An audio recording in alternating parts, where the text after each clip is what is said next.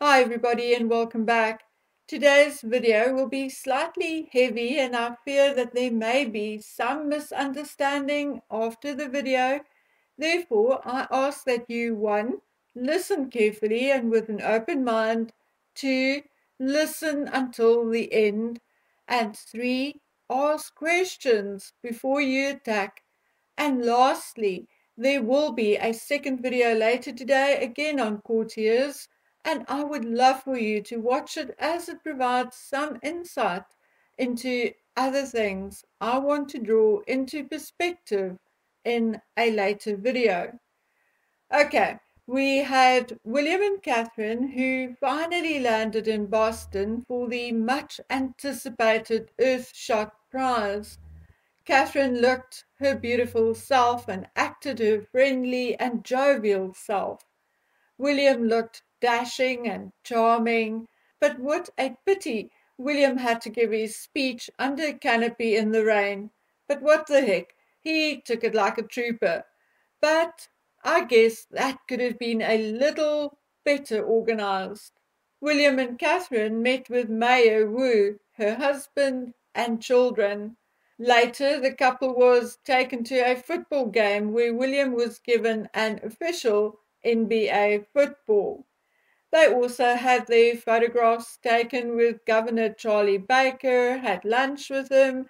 They kicked off the Earthshot weekend by lighting up City Hall alongside Mayor Hu and Carolyn Kennedy, had their photographs taken with the wife of Caltex owner Emilia Fazzolari, and today they will have another busy day leading up to Friday's award ceremony, where a number of A-list celebrities will attend and perform. I mean, names like Billie Eilish, Annie Lennox, Ellie Goulding, Sir David Attenborough, Catherine O'Hara, and many others. So, my dear friends, what does this sound like? Does it sound like someone's ultimate dream? Of course it does. Remember Megan's words at the end of her last podcast? She quoted a Greek poet by saying, "What didn't you do to bury me? But you forgot that I was a seed." That was, in my opinion, an ominous choice. That is how she perceives the situation. Megan cannot and will never take any responsibility for her own actions and has to have someone or something to place the blame on all the time. To her, it does not matter who or why, true or a lie. She will hone in on someone and, like a dog with a bone, will cling to her scapegoat, protectively almost, until she had destroyed them enough and to her satisfaction. And this has never been more obvious, obviously in my opinion, than right now. Of course, Megan is not doing it all by herself, but clearly her squad had been incited into a frenzy and are out in full force to make the headlines and detract from William and Catherine's visit. Of course, it has to be said that Megan herself is doing what she can to assist. We had her appear at the Power of Women event in Indianapolis, which was advertised as an evening with Megan, but turned out to be more like an hour or two with Megan, as it appears that she left soon after her on-stage appearance in talks with Rabbi Sandy Eisenberg Sassa. Yes, indeed, Megan arrived by private jet shortly before the event and jetted out again just after 3 hours. The event started at 5 p.m. and the program ended at 8:30. But obviously, Megan did not have the time to mingle after, as her plane was again scheduled to leave at 8:45. Again, we had a brilliant display of Meghan's narcissism, because guess what? She left a framed photograph of herself and another of herself and Harry as table gifts. Oh my word. I first thought it was a joke when Murky Meg posted it on Instagram.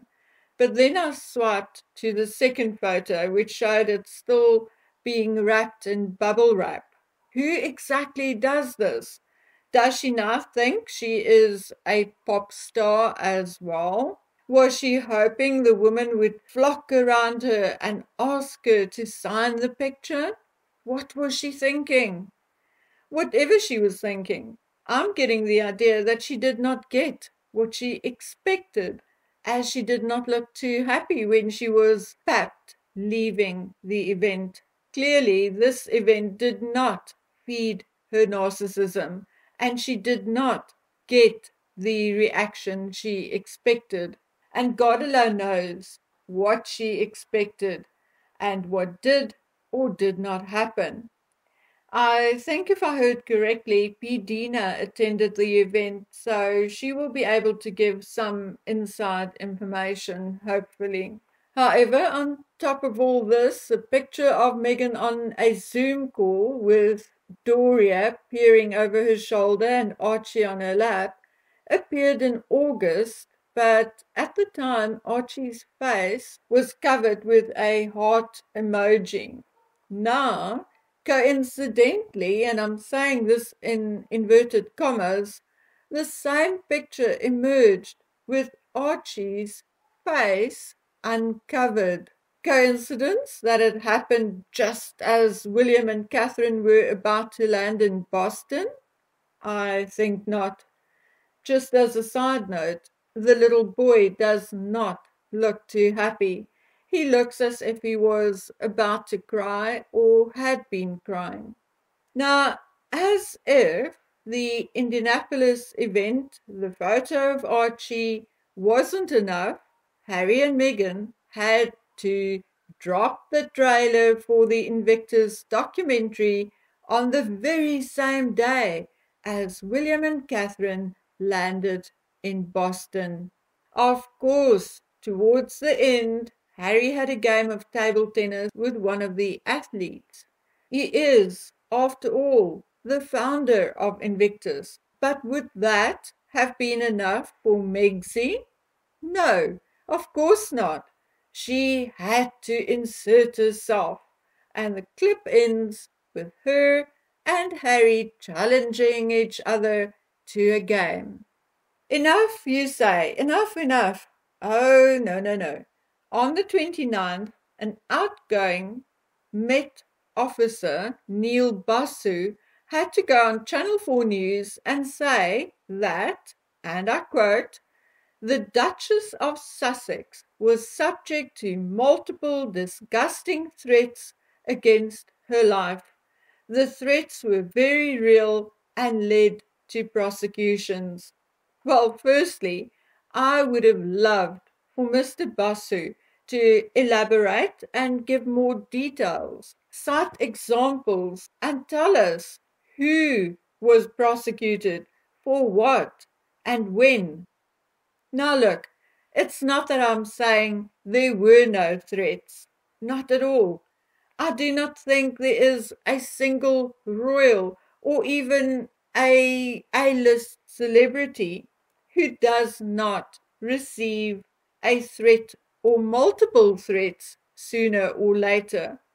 By golly, I have received threats because of this small channel. But of course, Mr. Basu goes all out to make it a racial issue. However, one must have a glimpse at Mr. Basu to understand that he is known as outspoken on race, have criticized the government's anti-terrorism program, and believes that he did not receive certain appointments because of number 10's political interference. So who better to pull out of a hat than Meghan Markle, who is prone to using the race card as an excuse for every lie, every failure, and every time she has nothing else to say. And then, of course, there is the debacle of Lady Sarah Hussey and her interaction with Ngozi Fulani at Buckingham Palace during an event hosted by Queen Consort Camilla.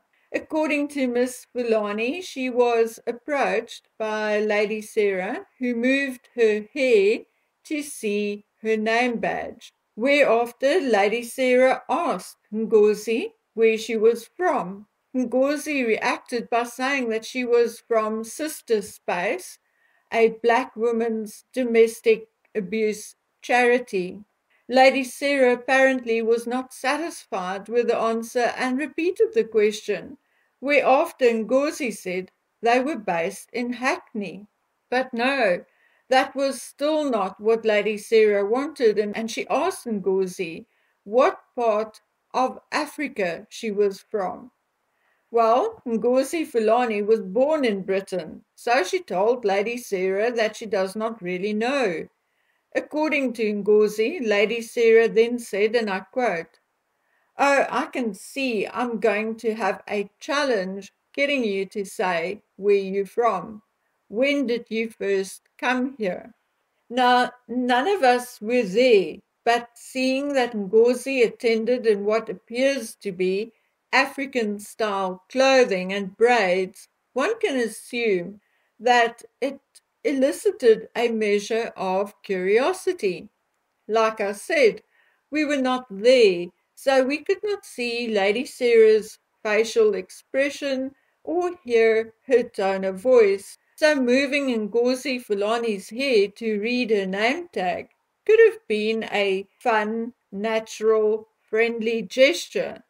But granted, it could also be experienced as an invasion of personal space and as being condescending.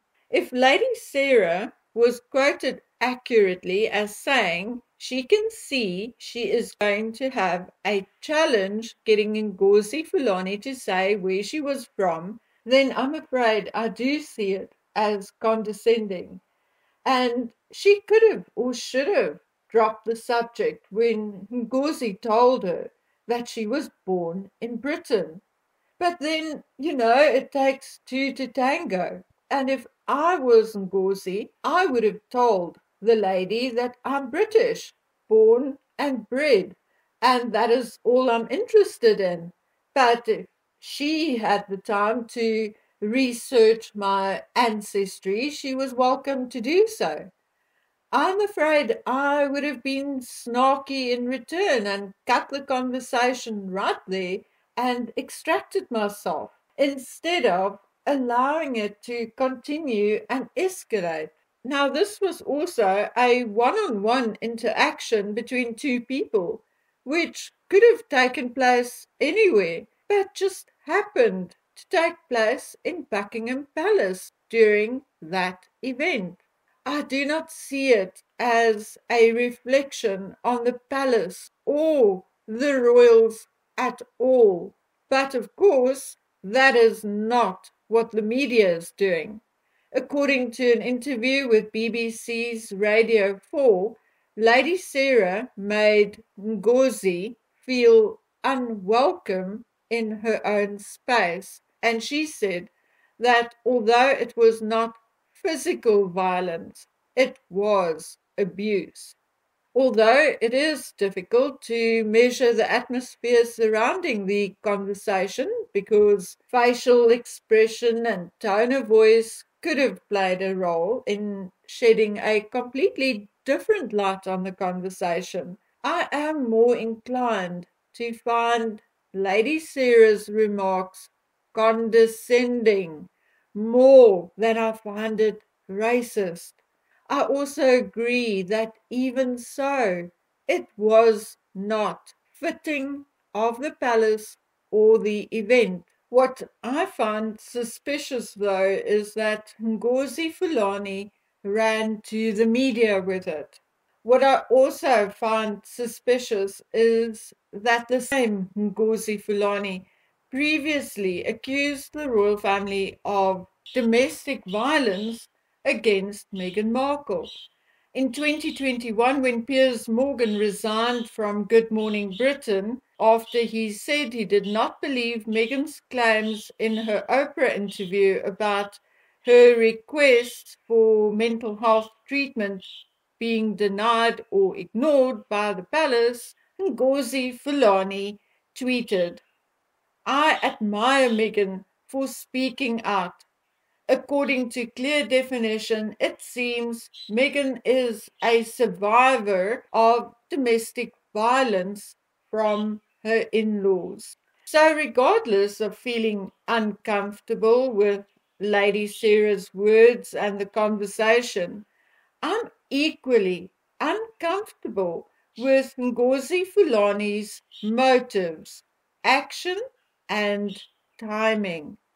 It appears, if I read other statements made by Ngozi, that she is very quick to classify everything, every small incident, every remark she does not like as racist.